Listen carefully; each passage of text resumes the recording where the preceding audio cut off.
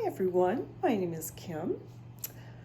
We're going to talk about another mental disorder, and it's called prolonged grief disorder. Now, when we lose a family member or a close friend, just a person we know, for a long time and know them personally, and they pass away, and it is normal. It is normal to grieve, there is the stages of grief, that it's, it starts off to be kind of still in shock, or just, in disbelief, I can't believe this person died, so that kind of shock, a person who's grieving may blame themselves for a family member's death or a close friend's death. So they feel that, maybe, they feel that they played a part in this person's death. Like, it's just a lot of guilt. A person who's grieving feels guilt too. And it's normal to feel these things, to grieve. But people with prolonged grief disorder, because normally, eventually, years after or so, people are they've done they've done the grieving, and they have moved on, but deep inside, they have that loved one who passed away. They have the memories. They have, just these fond memories, and just, they feel like like me on the outside, they feel that they have grieved enough, and then that chapter is closed, and it's, a new chapter is starting for that person, to start getting back to, living their life. But it doesn't mean, that they have totally, have totally gotten over the death of a loved one. That will always stay with you, but you learn to, to be able to be ready, to get your life going again, and like I said, you have the memories, nothing can take that away from you, the memories that you have with your loved one before they passed away. So no one can take that from you. But with people that have prolonged grief disorder, they have a hard time getting over this. It's too extreme. They're ruminating about the loved one. They're wanting to know why this happened. They get severely depressed, because they're not, processing things and dealing with things, to do with trying to, move on with your life, but at the same time, to keep those dear memories, in your mind and heart. But these people, they have a hard time doing that, and like I said, they get depression. They can get thoughts of suicide, And like I said, they ruminate, you know. So if they're ruminating, they're not doing anything in their life. So things are suffering, you know, hygiene, um, just everyday things that, or, you know, chores or things that people need to do in their home, you know, that, you know, that needs to be done. But people with this disorder, they neglect that because they're so focused, you know, and reminiscing, or not reminiscing, ruminating, you know, about this loved one, you know, and they can't seem to get out of that mood or state. They, you know, they have anger. They have, yeah, I mean, their anger, shock, feeling guilty. But people who, you know, who don't have this disorder, they experience this too, but it's not too extreme. Whereas people with delayed grief disorder, they have that. They're, you know, and it's too extreme, and they get sucked into it, that they're stuck there, you know, just ruminating, you know, and like playing back in their minds constantly, you know, but you know, the memories of their loved ones, and you know, and just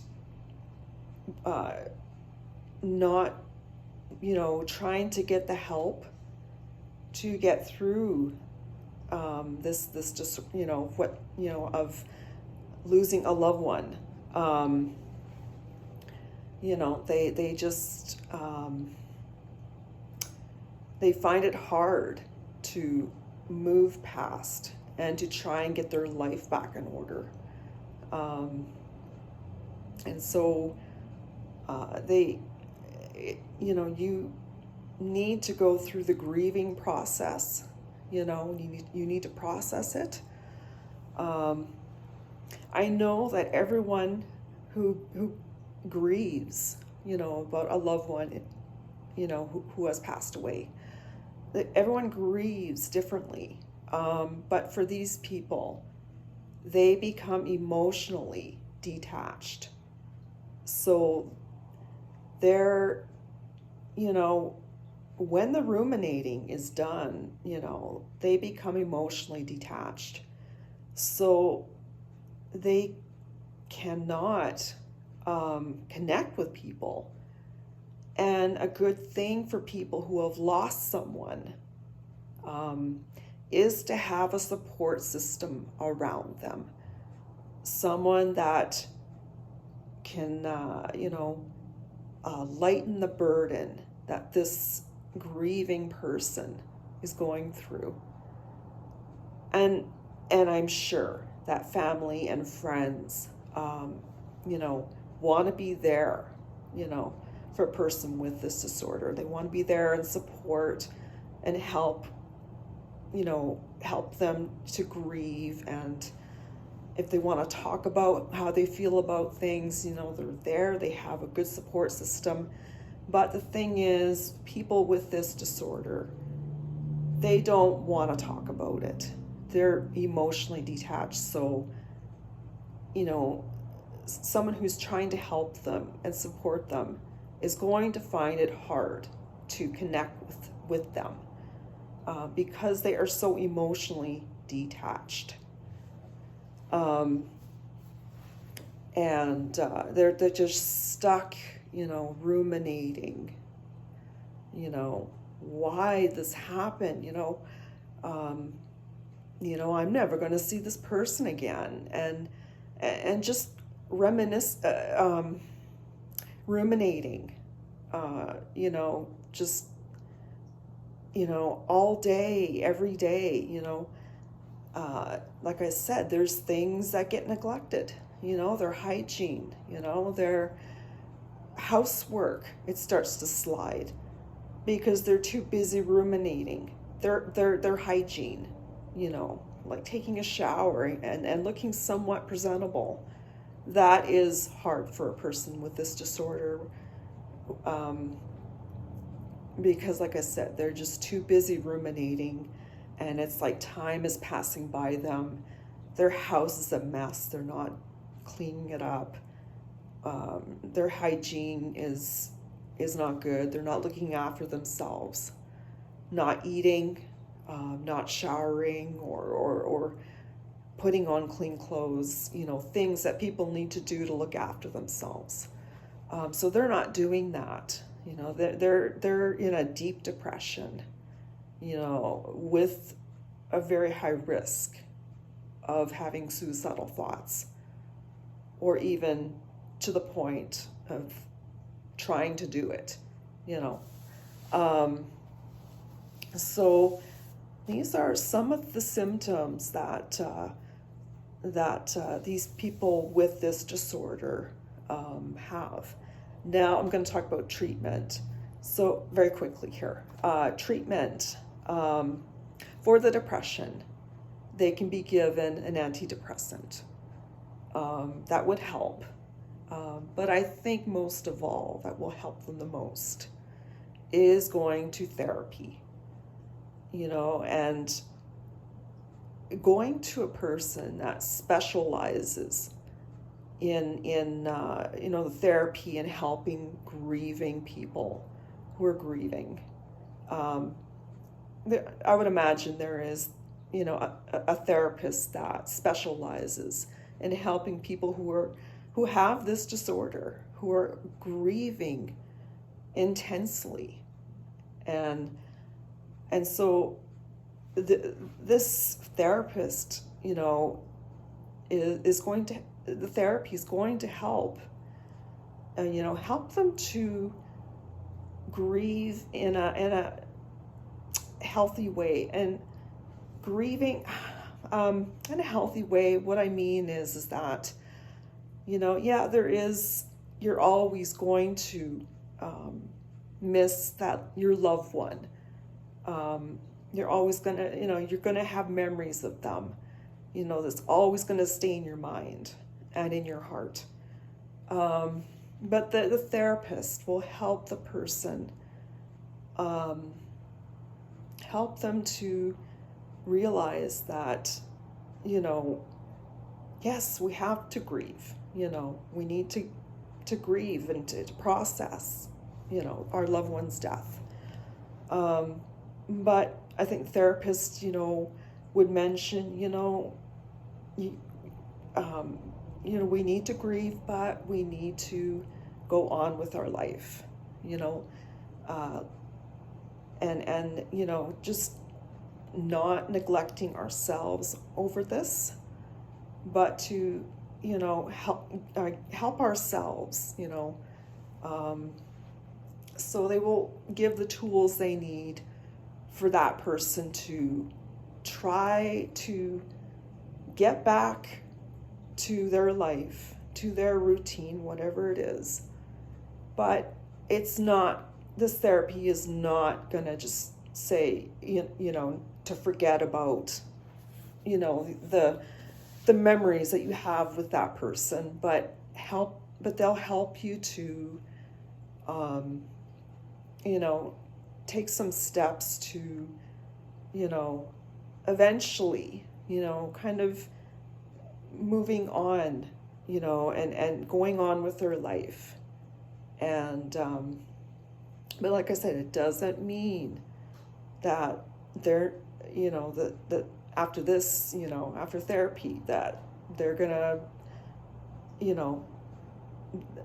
the grieving is not going to happen. It's still going to happen, but still, still life goes on. You have, this person has to move on in some way, and it's going to take time, because this is a disorder. This isn't just regular grief. This is too extreme. So it would take a longer time for a person with prolonged grief disorder to move on. But it's important. Yes, they need to go to therapy to help them to deal with this, and to give them the tools to deal with it. All right, I have went over my time here, and I hope this information will help you out. If any person is going through this, that they can learn from this information. So yeah, I hope you guys have a good rest of the afternoon, or rest of the day, and I'm going to say goodbye. Bye.